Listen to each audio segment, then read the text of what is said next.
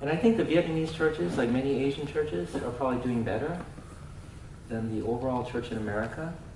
But in reality, it's still not that good. The statistics here is that, we have a dropout rate of about 70%. In some areas, it's up to 80, 90%. And the people that stay in churches, by the second year in college, half of those people will drop out.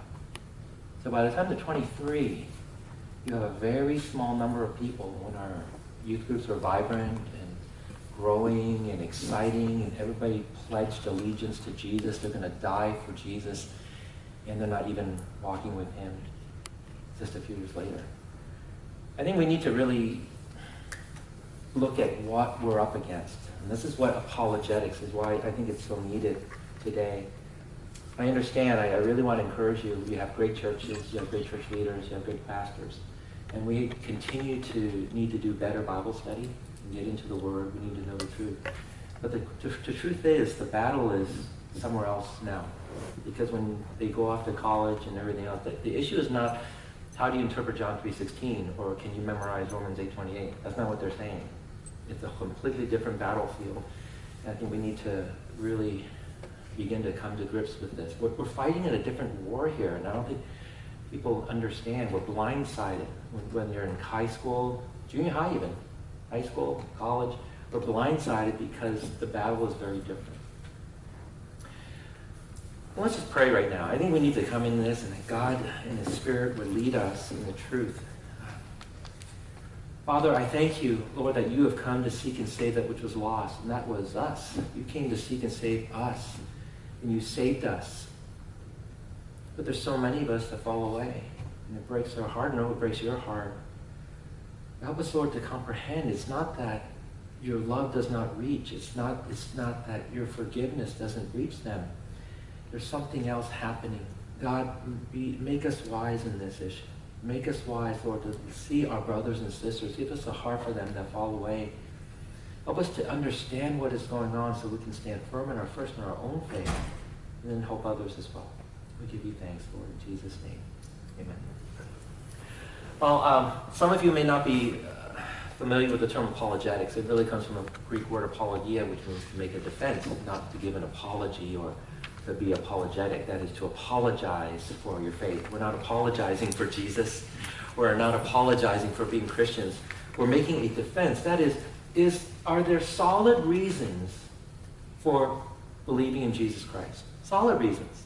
Now, a typical type of conversation may go like this. How do you know the Bible is true? Well, it's an easy question, we say in church. We know the Bible is true because the Bible tells me so. Okay? Okay, so the Bible tells me so. And I read in the Bible that God is true and God exists because the Bible tells me so. The problem is when you take a logic class, or you think about it a little bit, it's called circular reasoning, right? So in one sense, if that is all we have, then a person that is unbeliever can say, well, I can say that about anything. How do I know Spider-Man is true? Because Marvel Comics tells me so. How do I know Marvel Comics is true? Because Spider-Man tells me so. See? So after a while, we have the circular reason, and they go, I don't get it. We need something that is going to be much more than that. Sound, arguments. Again, we can get into this. It doesn't mean being argumentative. It means sound reasons to have sound arguments. You see, we're in the age where 70% of people are dropping out after high school. My own daughter, okay, actually I have 3 daughters. They're all strong in the faith. They're still walking with the Lord. But my second daughter, when she graduated from a Christian school, with a person who was a pastor's kid. Okay, so not only is it a Christian school, it's a pastor's kid. After 18 years of being together in a Christian school, a pastor's kid, serving together, seeing what the Lord has done, incredible works of God, all of a sudden walks away from the faith within 1 summer. Joins a cult, puts a restraining order on against his parents, doesn't want anything to do with them, and has joined a cult. What happened? 18 years. Then you have people like this.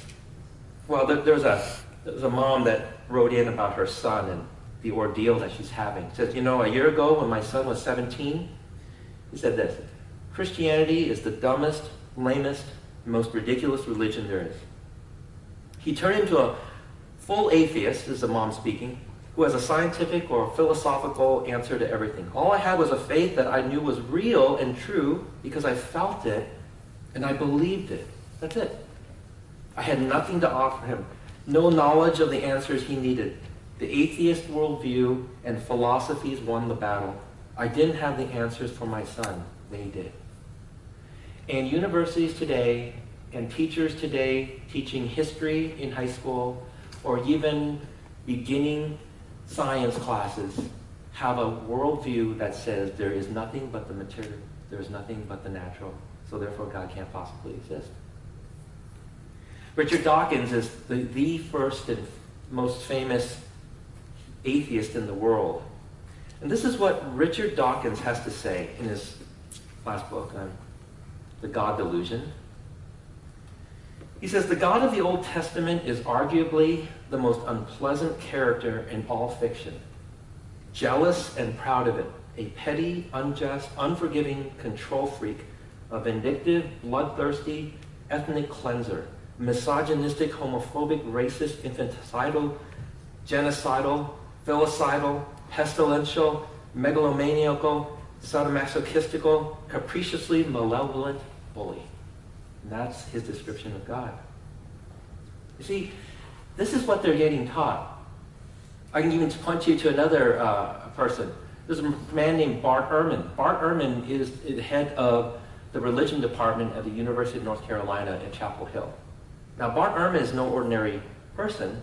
He was an evangelical Christian at one time. He went to Moody Bible Institute. He went to Wheaton College.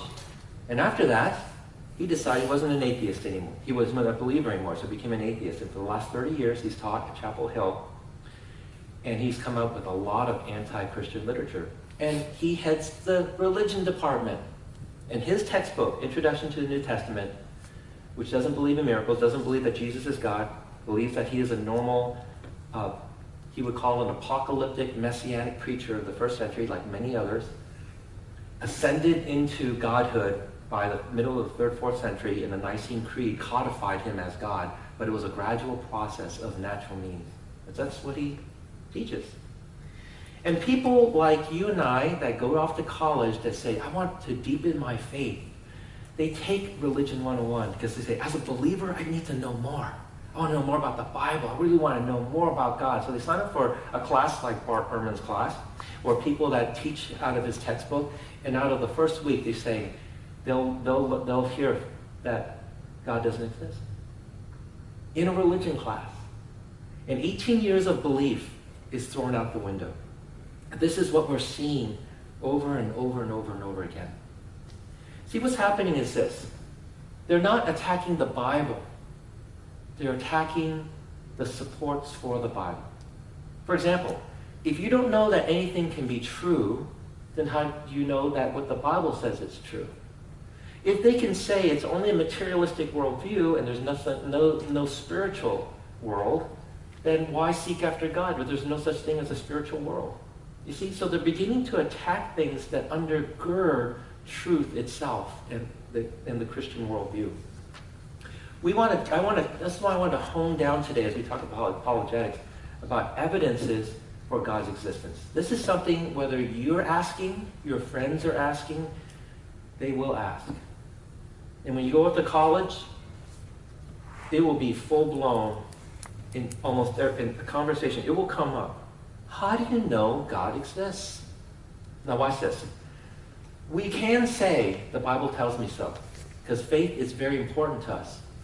But now we have to think in terms of the non-believer. How do we speak in such a way that non-believers understand?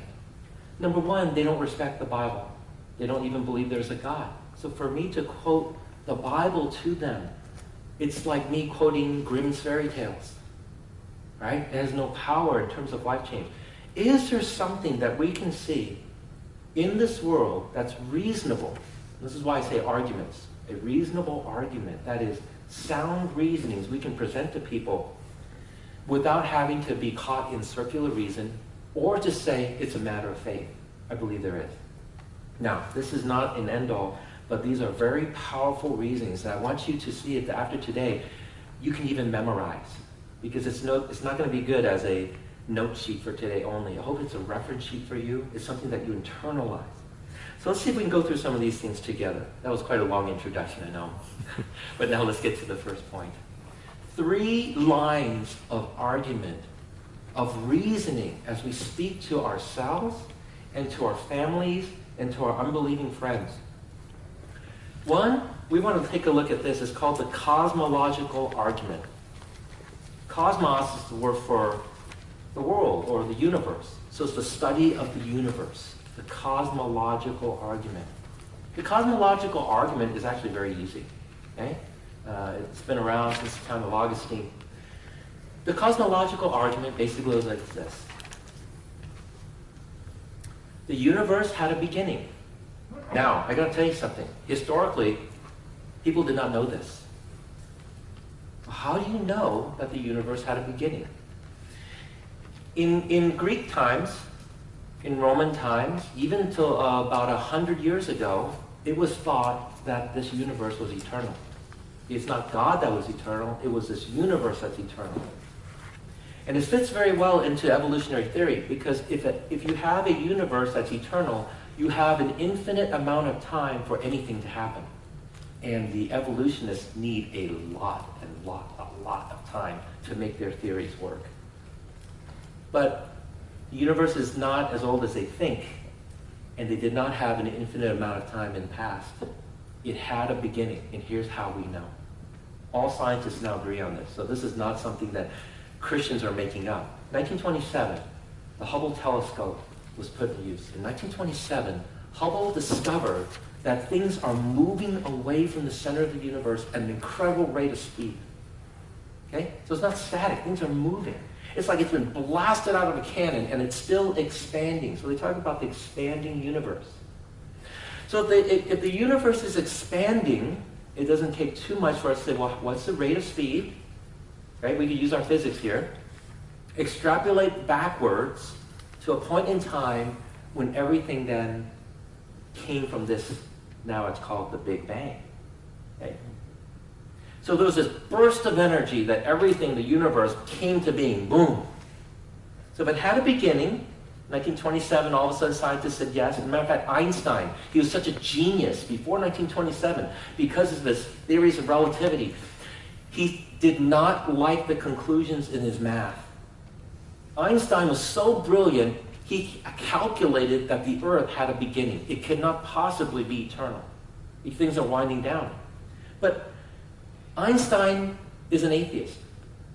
And he didn't like his conclusions. So he put in a fudge factor in his math. You guys ever do that? Put your fudge factor in your math? No, anyway. Einstein put a fudge factor in his math so that the universe would be constant. Now later on, after Hubble, he apologized, and of course we scribbled out that constant, and it shows very clearly Einstein was right in his math, even though he didn't like his conclusions, that the universe had a beginning, and it's winding down. So, the universe had a beginning. Now, watch this. Very careful, this second point. You have to be very careful with it. Anything that had a beginning must have been caused by something else. Okay? So something that had a beginning had to be caused by something else. Look at the clothes you're wearing. It didn't come up by itself. Somebody, because it had a beginning, it had a beginning, somebody must have made it. Somebody must have made it. Everything that we see, it was made by somebody else. So it makes so not only do the things that we own, or so-called own, or we see, the cars we drive in, the houses we live in, the roads that we drive on, this earth itself, if it had a beginning, it had to be caused by something else. Number 3. So therefore, the universe was caused by something else, which we call God. Now this is very important. So let's take a look at some of these. Of course, the universe had a beginning. We talked about Hubble, how important that was in the beginning of everything else. The second thing is this, and when we talk about this, you even see in your notes, when you have this conversation with people, and you're bound to have this conversation, they're going to say, well, wise guy, if the universe had a beginning, and you say that God created everything, who created God, right? That's the smart question, right? That's the next question. This is why it's so important to look at number 2. It did not say everything had a beginning. It says anything that had a beginning must have been caused by something else. God didn't have a beginning. So he does not have a cause for his beginning. It's himself. It is God who is eternal, not the universe that's eternal. This is very important. Okay? And number 3, okay, the cause of this incredible bang and the expansion of the universe is still expanding right now, to this very day.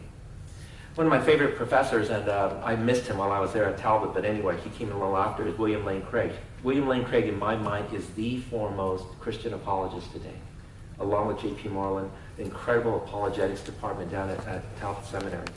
This is what William Lane Craig said about the cause of the universe. He goes, whatever you want to call it, this is the following profile.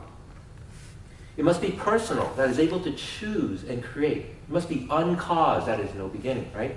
Beginningless, changeless, immaterial, timeless, spaceless, and enormously powerful in order to do what he did. Now, scientists will agree with that. We just take it one step further and go, all of those things you listed, we call God. Okay? So, here we go. The cosmological argument. The universe has a beginning.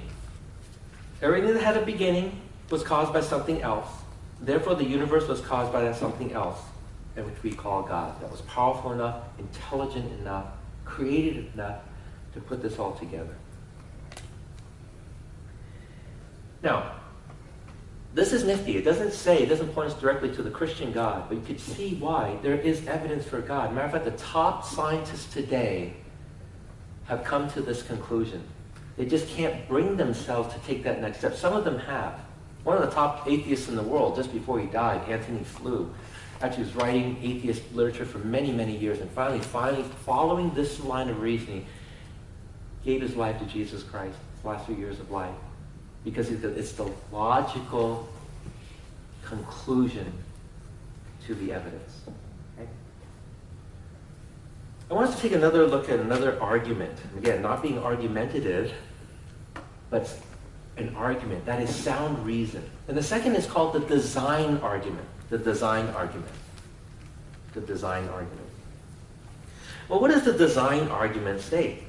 The design argument states that the designer must exist because the universe and living things show evidence of design by an intelligent agent. Okay? In history, there was a man named William Paley. William Paley actually came up with what's called the watchmaker analogy.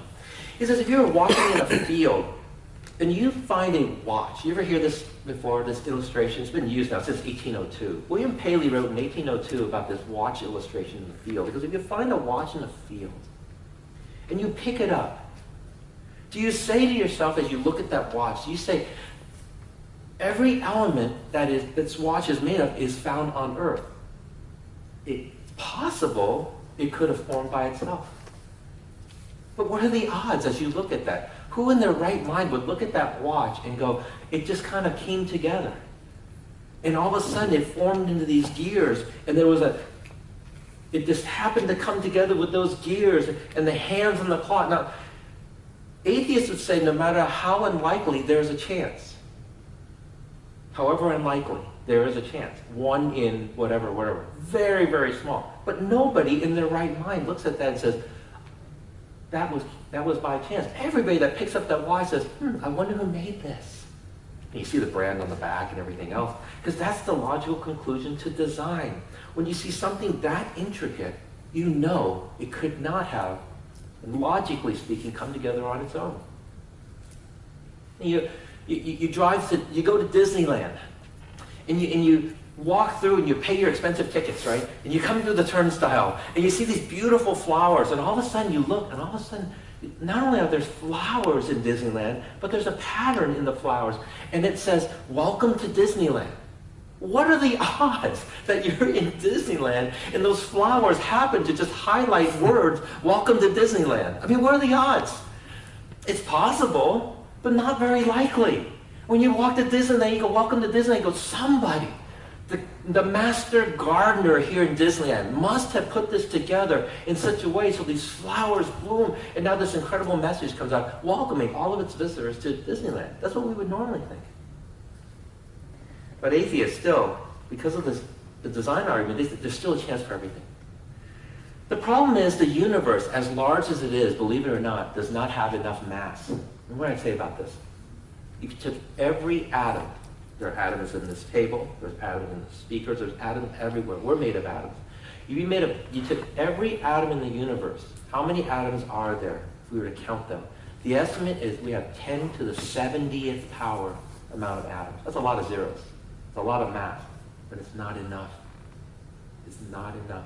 Now, this is a long tale, but I'll condense it down for you. Those that are looking at amino acid strands, smallest one, let's say 150 strands, in order to form a DNA, okay, by itself without flipping over, it's like tape. Once it sticks to itself, it's no good anymore. But supposedly, that you needed 100 different proteins to make those 150 amino acid strands come together into one strand, and therefore develop into a DNA to produce protein. The problem with this is DNA by itself is made of protein. But you need DNA to make protein. So you have a chicken and egg problem. So, did the DNA come first, or the 100 proteins come first? If the 100 proteins came first, what are the odds that the 100 proteins, like a box of Legos thrown in one place, would just come together and make this intricate material design full of energy? And the third one they cannot account for is information. You know, how many of you guys know what a broken down car looks like? It looks like it can move. But if not everything is correct, it's not going to move. And just because we have the building blocks for it, which is really astronomically, basically impossible, the odds of one of those strands forming a DNA, not flipping on itself, coming together with the machinery, with the intelligence to do what it's designed to do, the odds of that is 1 times 10 to the 4,200 zeros. You understand? 2 to the power. You understand that? And it's not even that. Times a trillion times a trillion. There's not enough mass in this universe for even one of those things to be possible. It's more likely that you would jump into a swimming pool and not get wet. You understand that? Than that this thing would happen by itself. It's just virtually impossible. When you look at this, it is so intricate. Just one strand of DNA, it is so intricate, it's virtually impossible that it was not by intelligent design, that it was a creator. So the second thing that we see here is this design argument states that design must exist because the universe and living things show evidence of design by an intelligent agent. Design in biology, the language of the DNA that we looked at, absolutely true. Absolutely true. It's so intricate in its design. It cannot happen on its own. Next, the fine-tuning of the Earth and the universe. We are at an incredible balance. The Earth, you ever had a globe? You guys have a globe in your house? You ever see a globe? They never sell globes like this in its history between 22.1 and 24.5. Currently, we're at a 23.5 degree tilt. And it's perfect. 1 degree more, and we freeze. 2 degrees less, we burn up. We're exactly in the entire universe with the many different type of galaxies that exist. We happen to be in the most ideal type of galaxy that's flat, not spiraling, because we're exactly in a galaxy that has large planets, Saturn and Jupiter, that take up the radiation for us that's still coming from the center of the Big Bang. It protects us from radiation. We have a moon. If we did not have a moon, we could not exist. We would not, the 23-degree tilt would not be stabilized if we didn't have a moon. It is exactly at the right distance. It's exactly around 400 times smaller than the sun, and the sun is 400 times in distance away than the moon. So what happens is we are in a perfect alignment with the moon so that we have an incredible, perfect eclipse. It's not by accident. The odds of that happening are astronomically small. We are in a perfect place in the universe to observe everything else. It's as if God set it up so that we would be in the perfect spot in the universe to make all these discoveries. When scientists see this, that are atheists, they say, it seems like somebody's been messing with our data. Somebody fine-tuned it. They call it the anthropic principle. Fine-tuned it so much that it seems like some intelligence is designing this. But my scientific presuppositions, that is what I think before I even make any discovery, does not allow me to even consider there is a God. So they keep trying to find something else. But the most logical, you understand, the most logical, the most scientific way to think about it is it is God. It is absolutely God. Let me just read to you several things, a few other things. I've mentioned about the 23-degree tilt of the Earth already, but for example, the oxygen level on this Earth, 21% of its atmosphere is oxygen. If it was 25%, we would have spontaneous combustion. Things would blow up wherever you go. If it were 15%, well, you and I already know that. We'd suffocate. We couldn't breathe. We'd be dead. What about the atmospheric transparency? As Apollo, all these lunar lenses are coming in, the atmosphere is so thin, and it's transparent enough so that it protects us again from more radiation, but thin enough so that re-entry is possible. Okay? Number 3, moon and gravitational interaction. We've already talked about that. If it was not this perfect, we would see tidal waves that would sweep over the Earth right now and destroy us. If it was off just a little bit more in terms of the moon's alignment with the Earth, we would have arid deserts. We would be frying like in the Sahara. Temperatures would reach 150, 200 degrees. It would be uninhabitable. Carbon dioxide levels. Now watch this. If it were slightly higher than it is now, we would have a greenhouse effect everywhere on this Earth. We would burn out. If the levels were lower than it is now, plants wouldn't be able to maintain efficient photosynthesis. We wouldn't be here, because if plants aren't here, we're not here. And look at this, gravity. Gravity, okay? This is a question physicists and scientists have been asking is, why is the gravitational constant the way it is? If it was off by just 0.0000037 zeros, and then you have a 1, if it was off by even that little, what would happen? Our sun would not exist, and we wouldn't either. If it's off by that little in terms of gravitational constant. So when we talk about these things, it's like the anthropic principles, the design that we find in creation, and there's hundreds and thousands of these examples, continues to point to an intelligent designer. Thirdly, let me see. Is there a thirdly? No, there isn't. Okay, the third reason. Let's go to the third argument. It's the moral argument. Moral argument. Moral argument number 1. Okay? Objective moral standards exist. Okay? They exist. Okay? Now, some people say, well, what's true for you is true for you, but not true for me. Oh, really? Then we can start talking. Well, it doesn't matter if you believe in gravity or not, but that's a constant you're going to have to live with. Okay? The argument goes something like this. They say, what if we have cultures that have different ideas of right and wrong, so there must not be an objective morality? Right? Now watch this. If we had a jar with a few marbles in it, and we passed it around, we asked people to count.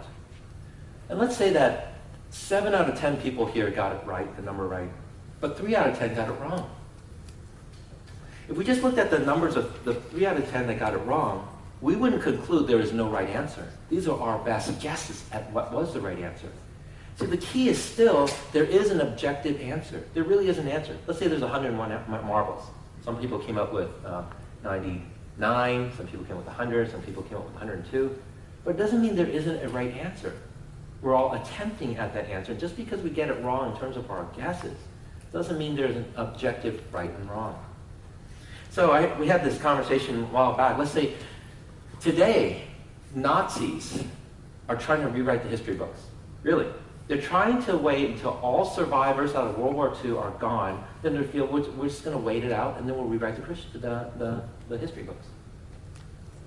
Or they'll say, what Hitler did was not wrong at all. You look at evolutionary theory. Evolutionary theory says what? Survival of the fittest. That means if you're strong enough, you survive. The weak, they get killed off. You see, Hitler was an evolutionist. He was a Darwinist. And he had power, and he used his power to exterminate and kill 6 million Jews. They say, what's wrong with that? In evolutionary theory, those that are purists, those guys that are really thinking about this in a philosophical sense, there's nothing wrong. He just did what he wanted to do. So you're saying, wait a minute. If there's no objective truth or standard, you mean you can't call that right and wrong? They're saying absolutely not. See, so what Hitler did, he just happened to do. Person who donates money to some foundation for a good cause, that's what he wanted to do. What's right for you is right for you and not for anybody else. You go, really? Well, my answer to that is really a simple one. What happens when you just kick the guy in the shin when he says that? He goes, ouch, why'd you kick me? I don't know, because I felt like it. Nothing wrong with that, right? See? All of a sudden, when it affects him, all of a sudden, there is a sense of right and wrong. Just, why'd you hit me? Well, if there's no sense of right and wrong, then I can do whatever I want, right? So this argument is not very strong, this type of objective, but this type of objection to this, to the moral standard. We all have a moral standard. Okay? And this is why there's such indignation you hear in this country, why people are rioting this week over the election. There is a sense. Because if there's no sense of right and wrong, then why riot? The sense of indignation was placed in us, and we believe that God gave it to us. Thank you. Number 2, morals are just a matter of personal opinion. We talked a little about this.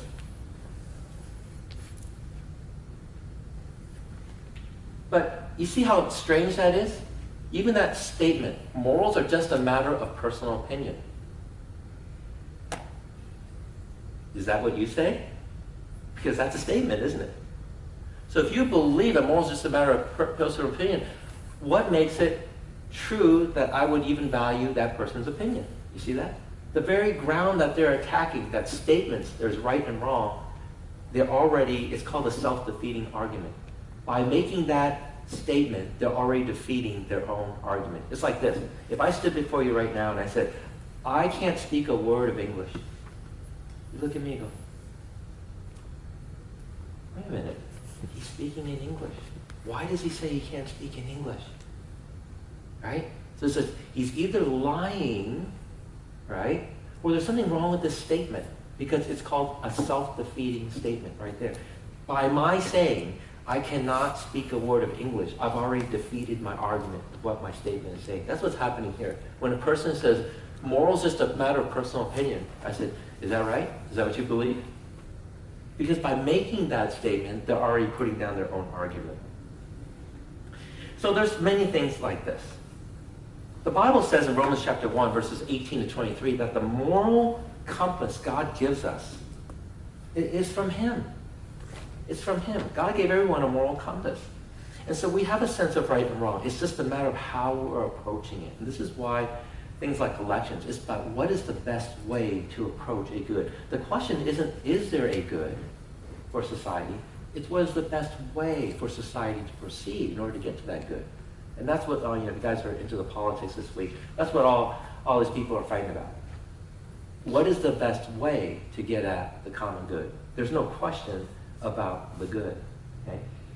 This is what the moral argument is talking about. If there indeed is a moral argument, and if you say there's something right or wrong, or you say it's evil, they would say this too, it's evil that you would push your beliefs onto somebody else. This says who? It says, is that your belief? Is that standard? So every time a person makes a statement, they're already saying it's a valid point that objective morality exists. It's already there. So let me summarize this real quick. There's 3 arguments, right, that we talked about. well, okay, I didn't read this. The best explanation for the existence of objective moral standards is the existence of a moral lawgiver. This is why I believe if you guys are coming back for the second hour, when we talk about the evidence for evil and suffering, they think that for many atheists, that is the strongest argument against God. But actually, it makes a great case for God. Because we have this indignation of evil, and the only way we can sense an indignation of evil is because God put us in a place, He made us like Himself that senses good and evil. Okay? Summary. There's 3 arguments. It's not everything. But you see what happened? We were able to reason without circular reasoning. We're able then to have an opportunity to dialogue with our friends and our family without having to say, just take it by faith. Which people think, that's a terrible answer. To us, it might be a great answer. It might be very personal to us. But you see how that sounds to an unbeliever. Just take it by faith. No, I don't want to take it by faith. We're thinking people. We're in the West. Give me some good reasons. Okay? So we got 3 lines of reasoning here that can help us, ourselves first, and then our friends go through this. We're talking about these lines of reasons. I want to read this to you. However, it does not show that creating, designing, and the moral law-giving God is the same as the biblical God, but it's a big beginning for us, okay? That there is evidence for God. This critical starting point opens the door to discussing further topics. Let's talk about this. I don't want this to be simply a seminar of information. It's very important you guys get me on this. Hear my heart on this. Apologetics can be a very difficult field. I know, I feel I have most of the major books out there on this field. And some of them are very difficult to understand. Written by PhD guys, for PhD guys. It makes my head spin trying to read these books. Okay? Okay? But that's not the point of apologetics, is that you get all these hard-sounding words. The key is, I want you to we need something here. We need skill. We need skill. We can't just understand something if we don't know how to say it. We don't have the skill to be in a conversation. How many of you guys are probably not old enough to remember an old TV show? It started around 1971, 1972. There was an old show named Columbo. Okay, the guy walked around with a rain jacket. He looked terrible. Okay? He looked like he didn't know what he was doing. He's a detective. He had a cigar in his mouth like this. And he'd always looked like he just woke up in the morning and he hadn't eaten and he hadn't shaved, he hadn't showered. He just looked like a mess. And he always had a clipboard. He forgot his pen. Always had to borrow a pen because he always never around his pen. So he'd stumble onto the crime scene. It was always a murder scene. And he goes, he's talking, and sure, everybody in the show looks more sophisticated than him. Everybody in the show is more informed than him. But he'd always get the crime solved. And the way he did it is this, and I want you to see this, and we're going to call these the Columbo tactics. These are called Columbo tactics. When a topic like this, next time your friend says, I don't believe in God, I don't believe there is a God, and you hear something like that, you have a 10-second window to respond. 10 seconds. If you don't respond, it's over. The window of opportunity is closed. But if you can rehearse through some of these, it's going to help you. Columbo did this. Actually, I'm kind of jumping ahead. Let me go to these questions. When somebody says, I don't believe in God, I don't believe God exists, you have now 3 lines of powerful evidence of theism. The Greek word for God is theos. Okay? Theism is a belief in God. Theos. The next statement, I don't believe there is a God, is atheism. So the belief in no God. Right? Theism is a belief in God. Atheism is a belief in no God. So when a person makes a statement like, is there any evidence for God? You can say, why, there is. Let me go through the cosmological argument, the design argument. Let me go through the moral argument with you. Okay, rehearse these, right? But when a person says, I don't believe in God, that's a statement. You see, the first is a question, and the second is a statement. When there's a question, it's an open door for you to respond with information. Because now they're asking, is there any evidence for God? When a person makes a statement, and sometimes it's very heated, okay, in apologetics, one thing I want to stress to you guys is this.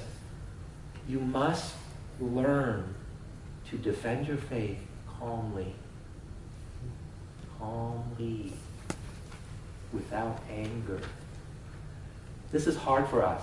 It's going to be hard for them too. I'll tell you why it's hard. It's so personal to us. I mean, we love Jesus. He's everything. He died for us. He loved us. How could we not, when somebody says something bad against God and Jesus, I want to fight. I want to defend him. But we can defend in the right way. If you get angry and you get into a heated argument, and they get into a heated argument, and now they're upset at you because of who you are, not because of the argument, we've lost the battle. I want you to see this. It's not that, well, God just honors what I did and I get my star in heaven. No, you understand? We hope that if they're going to be offended, they'll be offended with the arguments. They won't be offended with us. Okay? The truth of love. The second question, the statement here, I don't believe there is a God, means now we can put on our Columbo hat, our rain jacket. So Columbo would stumble in there, he'd mutter something. And then he'd say this, by the way, and he'd say, may I ask you a question? The person is all spiffy, goes, sure, ask away. I'm not guilty. Help me out, I don't understand. You said that you were at your office when all of this happened, and yet I'm able to see bloody footprints from your office trailing all the way over here. Help me out. How did that happen? See what happened here? He's just asking a question. It's so innocent. And he starts out very easy. May I ask you a question? Let me tell you what's happening here. Sometimes as Christians, we think the burden is always on us. The burden is not always on us. The burden is on the person who made the statement. So next time your friend makes a statement like this, I don't believe in God. Or who can know anyway? I don't believe it. Like, person, I don't believe in God. You say, well, how do you know? Is it more reasonable to believe there is a God or there isn't a God? Right? Is it more reasonable to believe that everything came from nothing? Or is it more believable that actually there is a powerful being that created everything? See, you're just asking questions. I'm going to talk about the type of questions you're going to ask too. Okay? The first type of question you ask is a clarifying question. Thank you so much. Okay, funny. So the first question is, what do you mean by that? You write that down. This is a very important question. What do you mean by that? You see what happens? This is something's happening. You are putting the onus on the person who's asking the question. It also gives you time to pray, breathe, relax. Right? Doesn't have to be heated. You can relax. The pressure's on them. What do you mean by that? Let them explain. Second question, how did you come to that conclusion? Oh, I love this question. Especially those high school seniors that go off to college, the first year in college, they come back, and all of a sudden they declare to their parents, I don't believe anymore. Oh, what happened? We dropped you off at the college, we paid $50,000 a year, we moved you into your dorm, you took all these fancy classes with all these professors that had all these degrees, and 3 months later you come back at Thanksgiving and say you don't believe in God anymore. Tell us, what have they been teaching you? How'd you come to that conclusion? How is it that you spent 18 years in our church? We prayed before every meal. We prayed before you went to sleep. You called on Jesus as Lord and Savior. And now in 3 months you don't believe anymore. Help me understand how you came to that conclusion. I mean, no, we have plenty of time. Walk me step by step. This is very powerful. Do you see what's going on? We haven't pulled out the Bible. We're not hitting them over the head with Bible verses. We really, genuinely need to know. Because we don't know how it happened. I got to tell you this scenario. I'm looking forward to Thanksgiving because I know this scenario is going to happen in our church and in churches across America. There'll be a revelation one day. They'll come back. They'll talk to mom and dad in the kitchen and just declare, I don't believe in God anymore. And most parents will be stunned. Or dads will go like this, son, I'll meet you in the living room. Get ready to sit there for an hour lecture. That's what happens. Okay? That's not going to help. So the question of how did you come to that conclusion is so important. And what you are doing is you are listening. You are listening, okay? You are listening to what they feel is evidence, their supports, and you're also listening for something else. You're listening for contradictory statements. Okay? This is really important. Because if they make a statement like this, I believe everybody's free to believe what they want to believe. Okay, fine. And all of a sudden later in the conversation it says, well, I believe Christians just narrow-minded. All they believe is that there's only one God. You get, oh, wait a minute.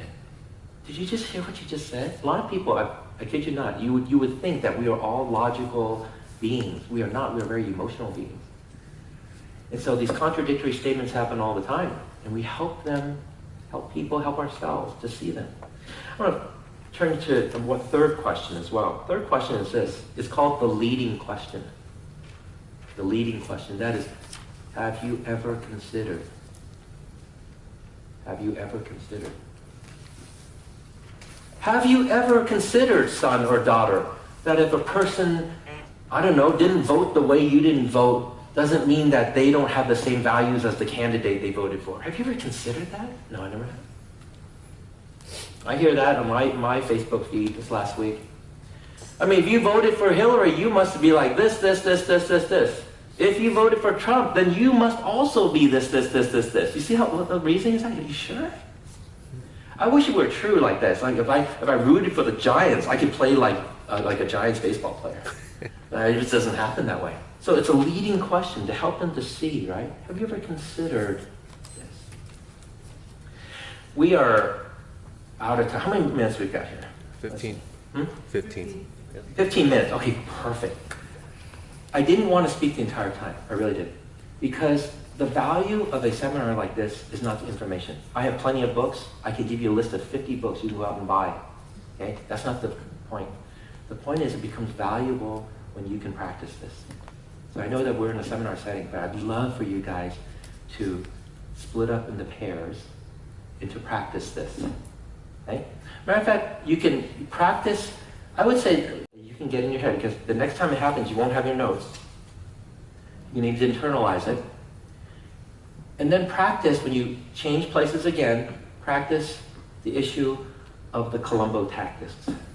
It's not that you're playing dumb. We simply don't know the mind of another person. We want to give people the respect of really listening to them. It's hard for us. As Christians, we only gather, really, we do our Bible studies. Most of the people are Christians. They believe like we believe. We have to do the hard work of not only knowing what we believe, we have to give the opportunity and expose ourselves to what they believe. It's hard. But this is what Jesus does. He is the model for us. Jesus doesn't just stay in heaven. He came down here in the form of a man so he could relate to us and hear our grievances and relate to us in such a way to present us to God. So it's in the same pattern we are to do likewise. So in our next few minutes here, 15 minutes sounds like a lot. It's not at all. But please, if you can, pair up. There's plenty of places around this auditorium. Just move out there. Pair up and just have an opportunity to go through these. One person takes the speaking side, one is the questioning, and you flip-flop on the first one, change places, and then the same on the second. Okay? So go ahead. We'll see you guys back here.